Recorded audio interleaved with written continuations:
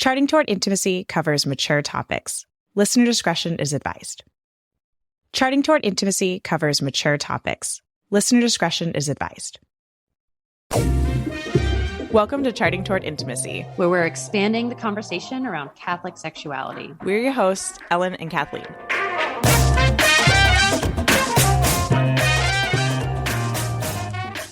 All right, welcome back to another Charting Toward Intimacy episode. This is an exciting episode. So I'm Ellen. Kathleen's I'm Kathleen. We're here. This is an exciting episode because this is the first episode that our exclusive Charting Toward Intimacy community has full video access to. So hello. I'm waving.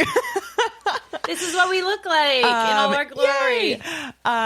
If you want full video access to all of the episodes and totally uncut too, you'll get like all of our bloopers, kids running in, like all the fun stuff that goes on. Yep. If you want access to that, there's a link in the show notes. It's only $5 a month to join the Charting Toward Intimacy community. We also have live Q&As once a month. Lots of fun stuff going on in there. So check it out.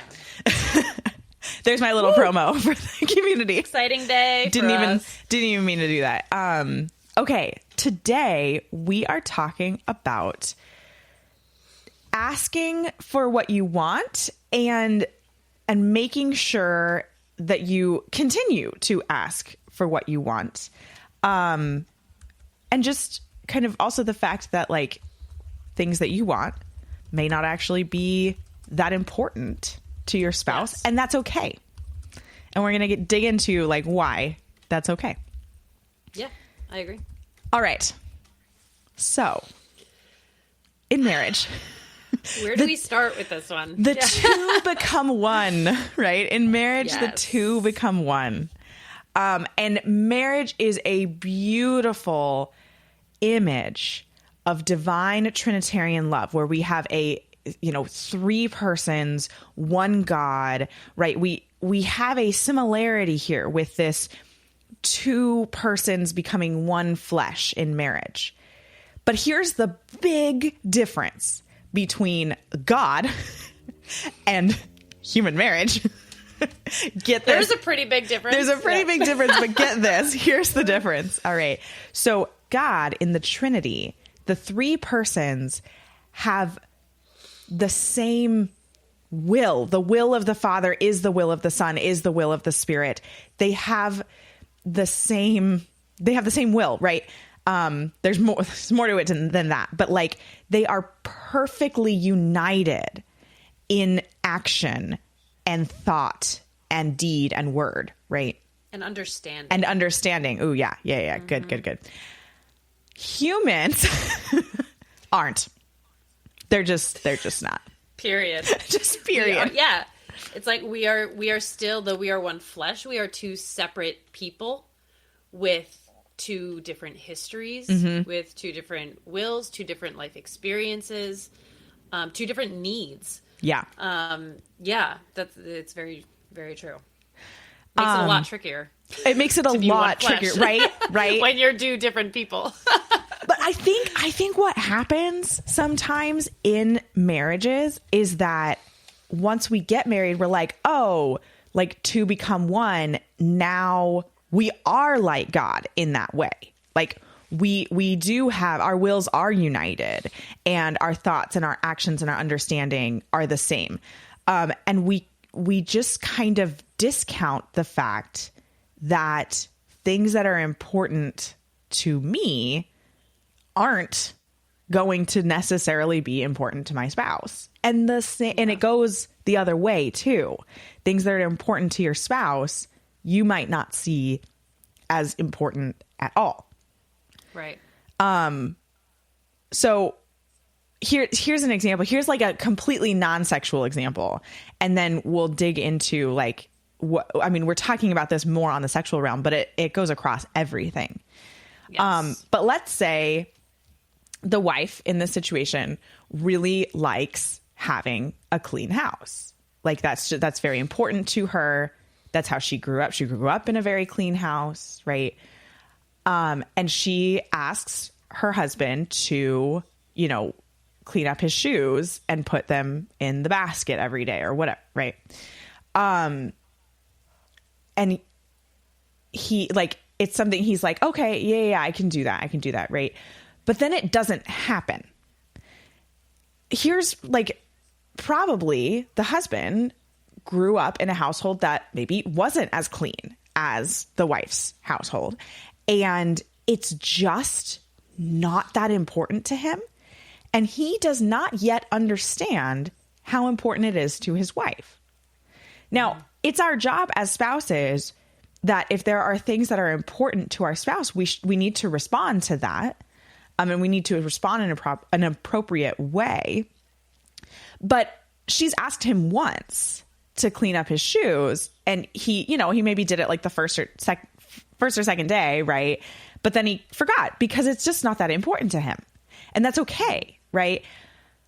What the wife needs to do and what she needs to understand in this situation is that it isn't that important to him, and just asking him once isn't actually enough. This is something she needs to revisit over and over and over again until it is clear to the husband that this is actually something that's really vitally important to her, right? So it might mean asking again. It might mean sharing a little bit of stories growing up, why it's important to have a clean house, why you see this as a need, sharing how it makes you feel.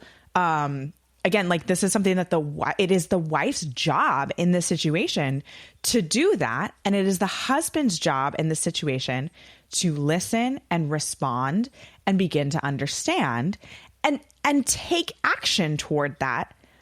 But a lot of times we're kind of like taught in culture that like marriage, if the wife like asks for something over and over again, like she's just nagging, and the wife should really just compromise on that because it's not good to be a nagging wife, and like all that kind of stuff. Or that like, oh, if your husband doesn't immediately understand all of your needs, then obviously your marriage is just like falling apart, and it's probably better to just get a divorce. That's not the case. That escalated very quickly. It did. Yeah. It did. It went from shoes to divorce.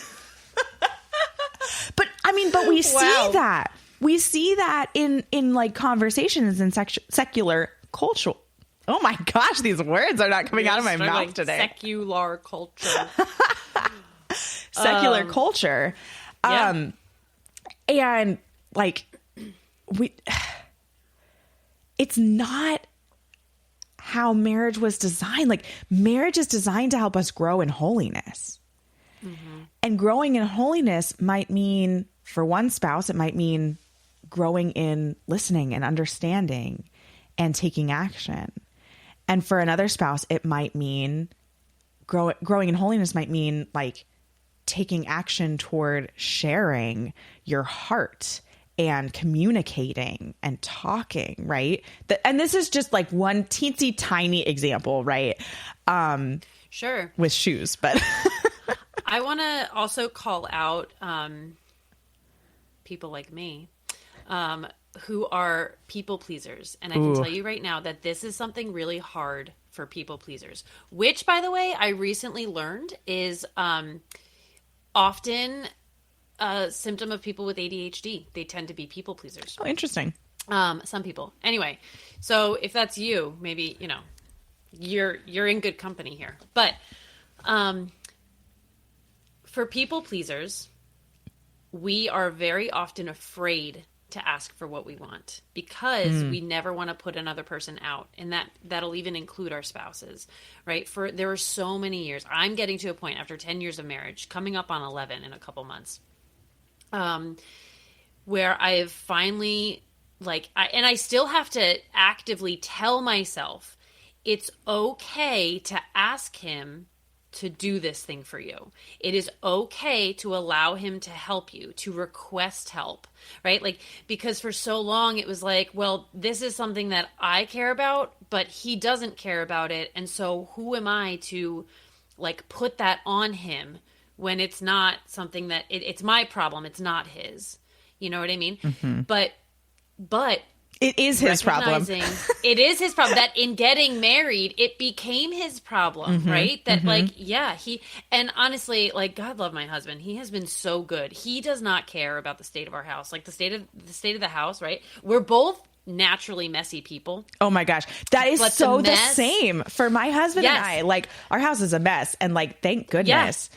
But it's the clutter and the mess of 7 people versus like just 1 or 2 has my brain in a total tailspin where it's like, I can't focus. I'm stressed out. Like I need to work on getting it clean. And my husband, he's like, just like thrives in mess. He doesn't care. Right. But he noticed and understands now that when things are in super disarray, that it has an effect on me and that it does mean a lot to me to try and keep it tidy. So he does that. He comes home from a long day of work. The first thing he does is, well, we have time together. That's something that he needs. I know that he needs time to just like decompress and to talk for maybe half an hour or something, hash out our day, talk through it, whatever. And then he goes and he does the dishes. If I haven't already done them, awesome. Right? Like, which I normally haven't because it's been a chaotic day with 5 children at home, right? So, who has time to do the dishes during the day? I don't even, Kathleen, like, and that's he doesn't not a thing. Care. Right. No, who cares? He doesn't care that they're piled up and that you can't even like turn the sink on without having it splash all over the place. Like, he doesn't care about that, which blows my mind. But he understands that I do. And so that's become his thing. He comes home, we talk for a little bit, he does the dishes. But it took me so many years to be able to get to a point where I felt like I could ask him to do the dishes, or I could ask him to pick up the living room, or to like help the kids with the cleanup, like, because it was like, well, he doesn't care. It's not his problem. It's my problem. But here, people pleasers, I'm telling you, we need to start getting comfortable requesting what we want and what we need. And it's okay to do that. I think we sometimes feel like we don't deserve like the help if it's putting other people out, but we do. Yeah. And a lot of times with spouses, they don't feel put out. They want to serve you in that way. Right. And it is your job to continue to ask. Like, you need to get comfortable with continuing to ask for that thing that you want. And here's one of the big points that we want to get across. Like, your spouse doesn't care about the thing that you want. They don't. He or she does not.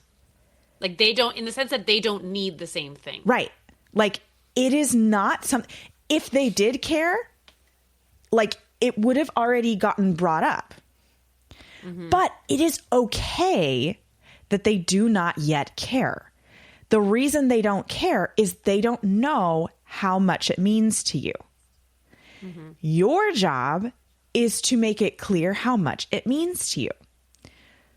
How many raise your hand.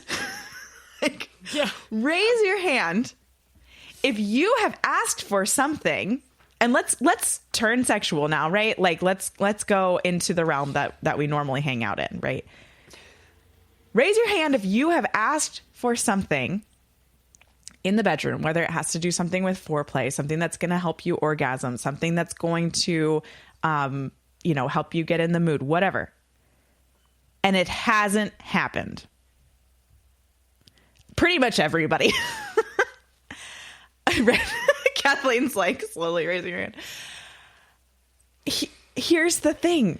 Like, you ask for something one time and it's not something your spouse has ever thought of, has ever thought is important to him or her, has ever even wanted, right? Yeah. And you ask for it and they're like, oh yeah, sure, I could do that. Sure. And then it doesn't happen because they forgot, because they're human, because there's 50 other things on their plate, because it's not actually important to them. And that is okay. Okay. I also want to say that maybe, because I would say, if anyone's like me, for women, there are like 50 different buttons that often need to be pressed within that act. And it's like, to add a 51st button is like, forgive them if they don't remember. Right. It might just be like one more that's like, oh my gosh, I can't even remember all the things I need to do, right? You oh my gosh. need to, one, not take it personally. You have to not take it personally. Okay. It is not that your spouse doesn't care because they don't care about you. Your spouse doesn't care about this thing because it's not something they've ever thought of. It's not something that seems important, right? Your spouse will begin to understand how important it is the more you tell them how important you think this is. So let's say, let's use the example of initiating. This is a good one, right? Let's say you are just right now where you're at in your journey, where you're at, like when it comes to sex, you're just not comfortable initiating. And you tell your spouse like, hey, I'm just not comfortable initiating. I need you to initiate like in these ways. And that would help. Right. But then, you know, maybe you're avoiding pregnancy, you get to that infertile time and you're like, okay, like, yep, it's probably time to have sex again. Like, I kind of want to, but I'm really uncomfortable with initiating. I just can't do that right now. But then your spouse doesn't initiate until it finally turns into sort of a like, oh, well, it's been a while, you know, shrug. Yeah. And then you're like crushed because you're like, I asked to be initiated to.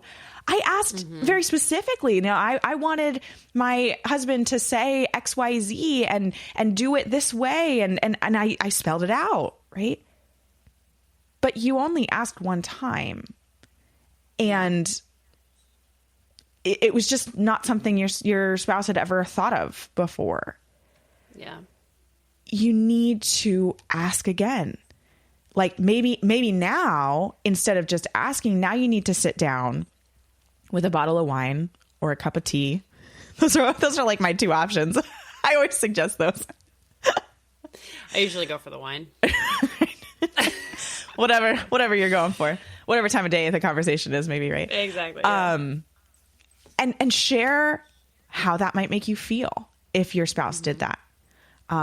Why you think you would like it, right? Because that one's really important too. If it's something that's never been done in your relationship, like sharing, hey, I want you to try this because I think I'm really going to respond well to it. I'm not 100% sure, right? And you don't ever have to be 100% sure if you want to try something.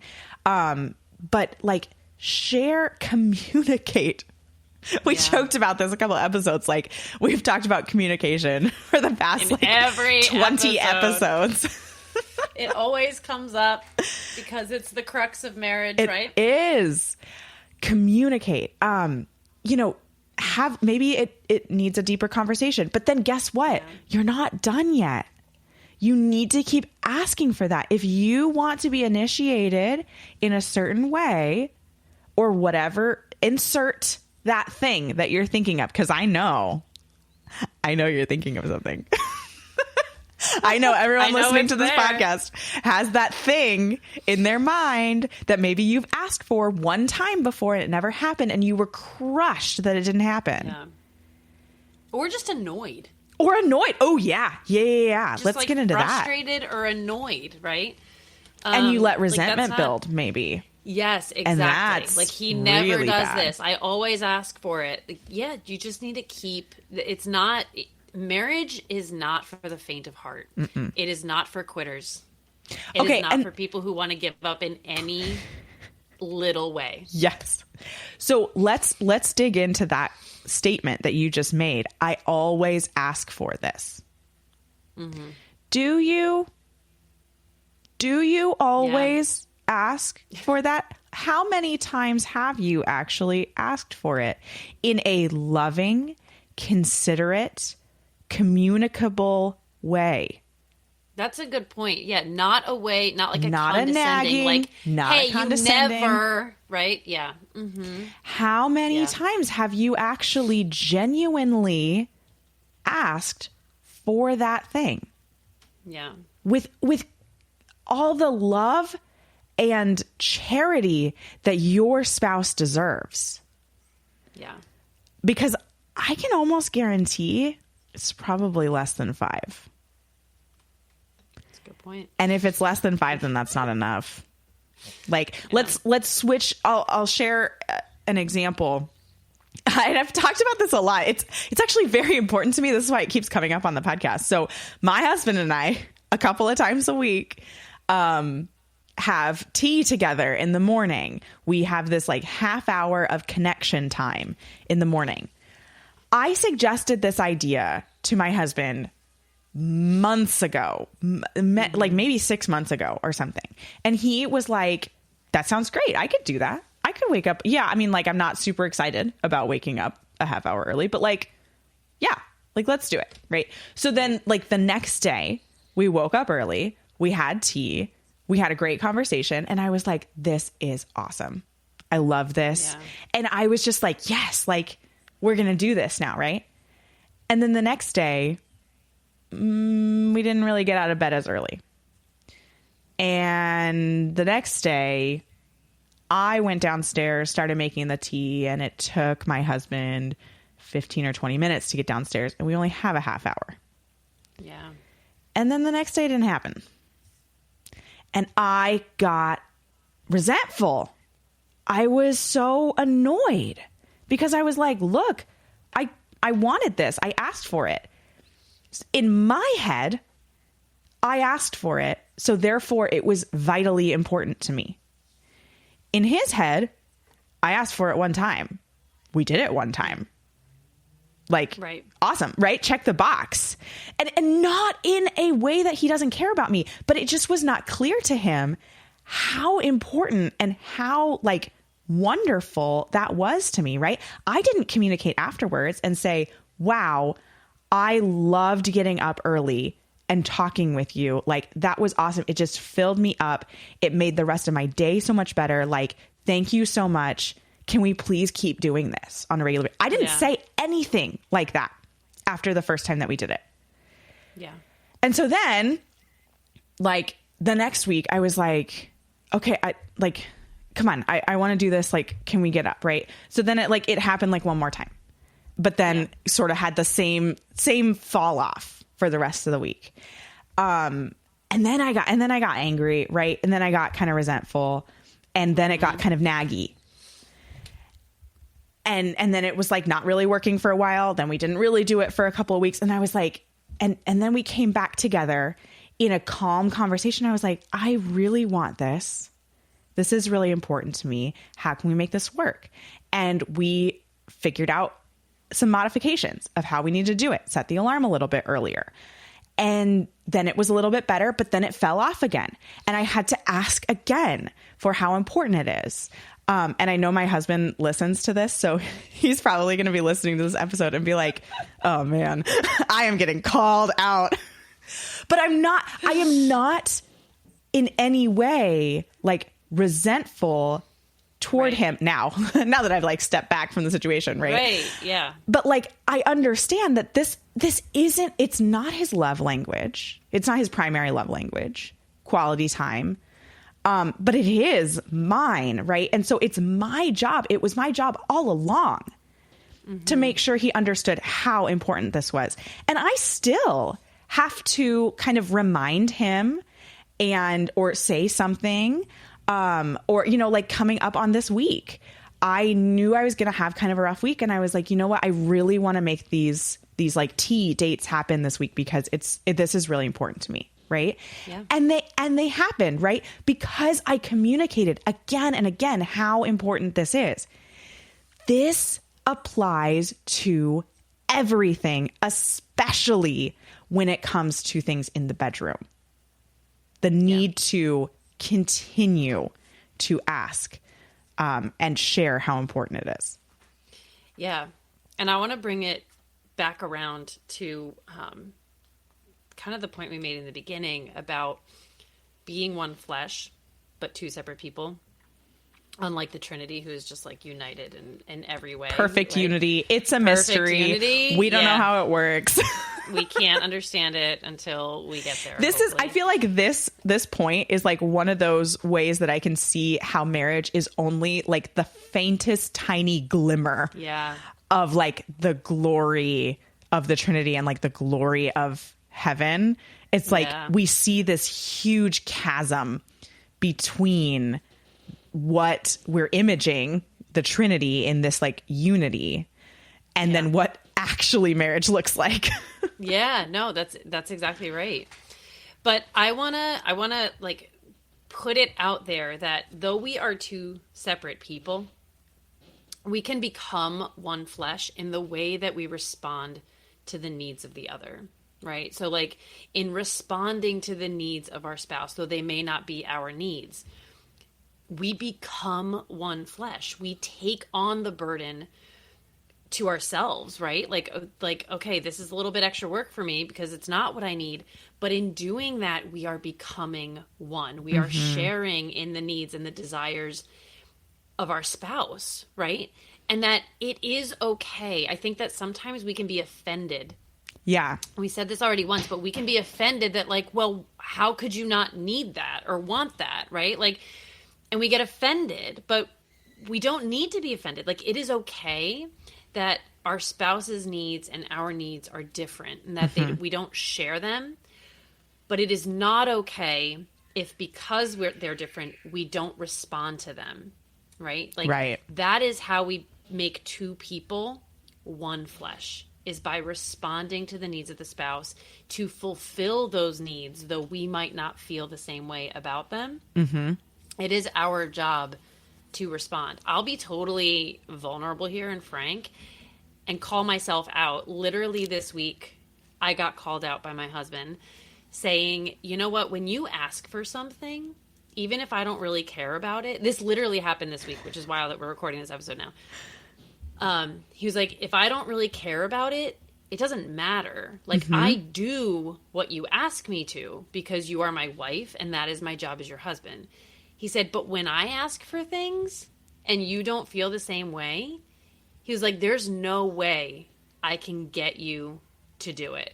And I was like, that's not true. And he like named all these examples. We immediately get defensive. Then he went and like named all of these examples and I was like, oh. Shoot. Maybe that's true. I will be more aware of that going forward.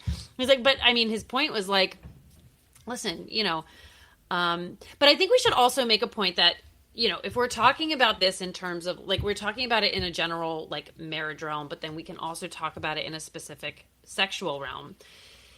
I want to make the caveat or point that if your spouse in a sexual realm is asking for things that you are uncomfortable with, that's not just a like, hey, you need to fulfill your spouse's needs. When you are uncomfortable with something, that needs a conversation before just like, oh, well, I'm the spouse and so I need to fulfill that need even though I'm uncomfortable. No, that's not how it works. I will say that conversation needs to happen. Questions need to be asked. Why is this making me uncomfortable? Is it making you uncomfortable because of past trauma? Is it making you uncomfortable because of, you know, your purity culture? Right, like your relationship with sex. Your relationship with sex and all of that. Or is it making you uncomfortable because you're worried it might not be licit, right? Those are very different situations. All very different situations. And I will say that needs to be, those questions need to be answered honestly, because the answer is going to determine, is this something that I need to work on becoming comfortable with?